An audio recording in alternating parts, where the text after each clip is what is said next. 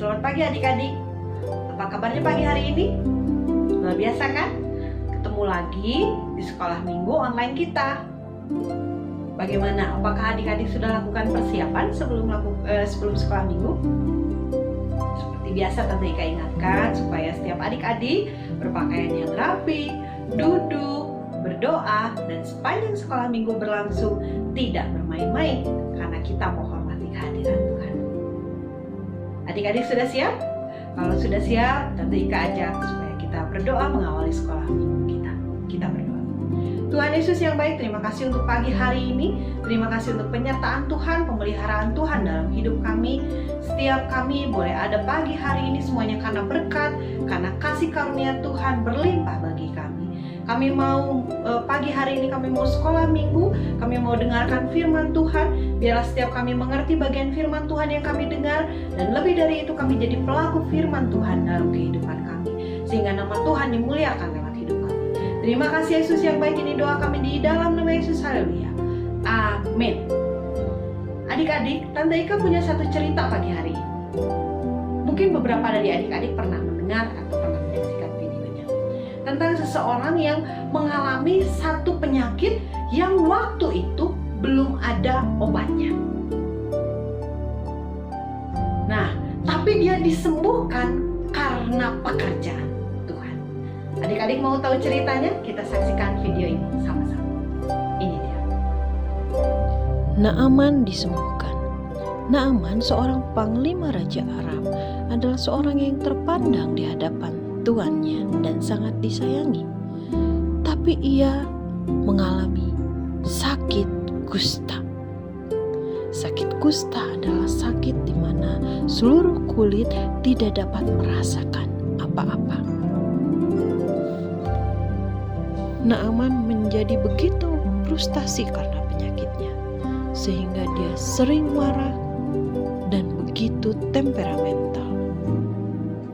Istrinya melihat apa yang terjadi kepada Naaman, dan kebetulan ada seorang gadis kecil dari bangsa Israel yang bekerja di rumah Naaman. Gadis itu berkata kepada nyonyanya, "Sekiranya tuanku mau menghadap nabi yang di Samaria itu, maka tentulah nabi itu akan menyembuhkan dia dari penyakitnya." Maka pergilah Naaman berserta dengan kereta dan kudanya menemui Elisa. Dia berdiri di depan rumah Elisa.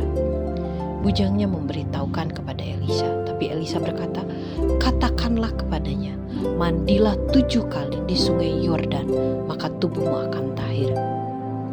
"Oh, baiklah, aku akan menyampaikan kepada Naaman." Maka diberitahukanlah kepada Naaman oleh bujang Elisa, "Pergilah mandi di sungai Yordan 7 kali dan kau akan tahir." Naaman menjadi sangat frustasi dan dia marah sekali. Dia berkata, "Tidak adakah sungai yang lebih baik di daerah Aram sehingga aku harus mandi 7 kali di sungai Yordan?"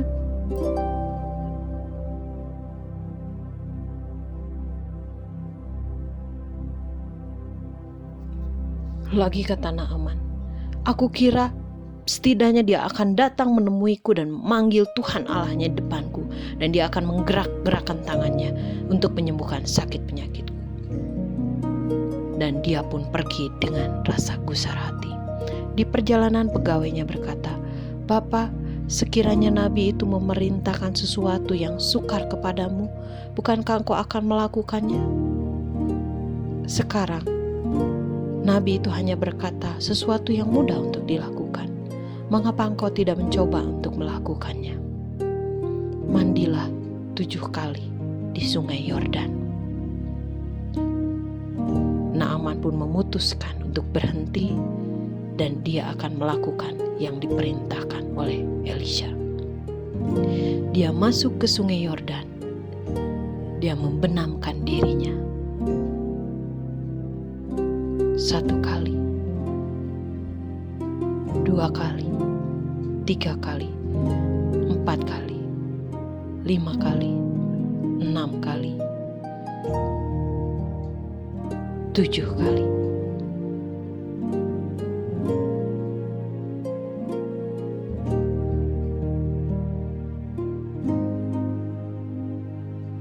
benar seperti perkataan Elisa.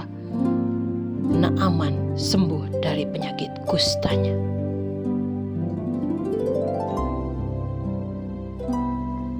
Bagaimana adik-adik setelah tadi menyaksikan tayangan video tadi? Kita melihat bagaimana seorang panglima dari kerajaan Aram, namanya Naaman, dia mengalami satu penyakit yang belum ada obatnya. Sakit kusta. Sakit kusta itu sakit yang kulitnya, anggota tubuhnya tidak bisa merasakan sesuatu. Bayangkan dia seorang panglima tentara, tapi dia tidak bisa merasakan sesuatu. Dia nggak bisa pegang pedang, dia nggak bisa berperang. Padahal dia seorang tentara, dia seorang perwira. Itu kondisi yang sulit buat dia. Dia mungkin sudah mencari beberapa pengobatan, tabib-tabib di daerahnya, tapi tidak jadi sembuh juga. Dia tetap dalam keadaan yang sakit. Sampai satu kali ada seorang gadis menyampaikan kabar baik kepadanya bahwa ada seorang nabi Tuhan, yaitu Elisa. Akhirnya dia menemui Elisa dan dia mengalami kesembuhan. Adik-adik lihat, kita belajar pagi hari ini bahwa Allah berkuasa atas semua keadaan. Saat itu penyakit kusta adalah penyakit yang belum bisa diobati. Tapi dengan kuasa Tuhan, Naaman mengalami kesembuhan. Mungkin kita pernah mengalami satu kondisi yang sulit seperti Naaman.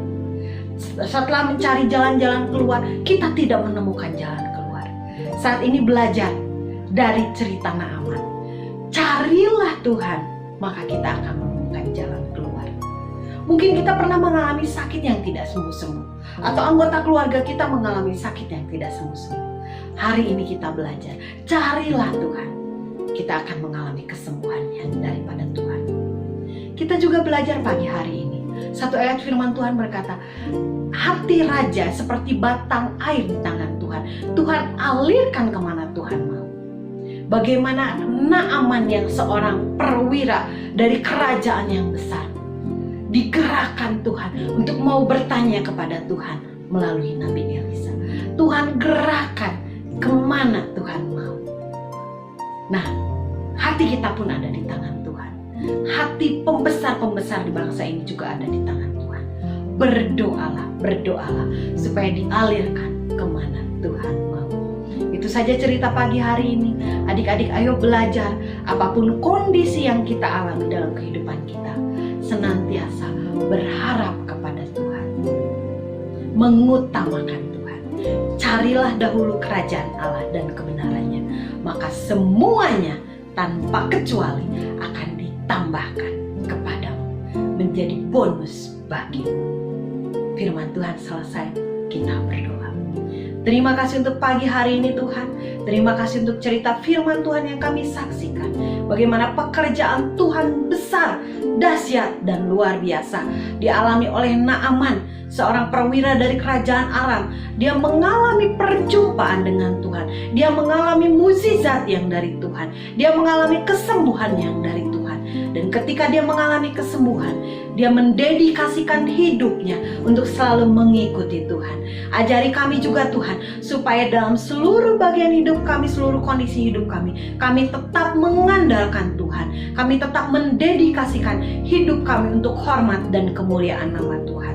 Kami berdoa pagi hari ini untuk adik-adik yang menyaksikan tayangan video ini. Biarlah cinta dan hormat akan Tuhan senantiasa berlimpah dalam kehidupan kami semua. Pagi hari ini memberkati studinya, pergaulannya, diberkati di dalam nama Yesus. Jadi berkat, jadi teladan dimanapun berada.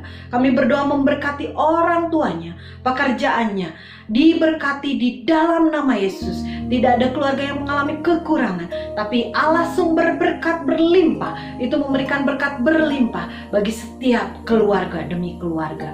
Terima kasih Tuhan Yesus yang baik. Kami berdoa juga memberkati bangsa dan negara kami. Kami memberkati bangsa Indonesia.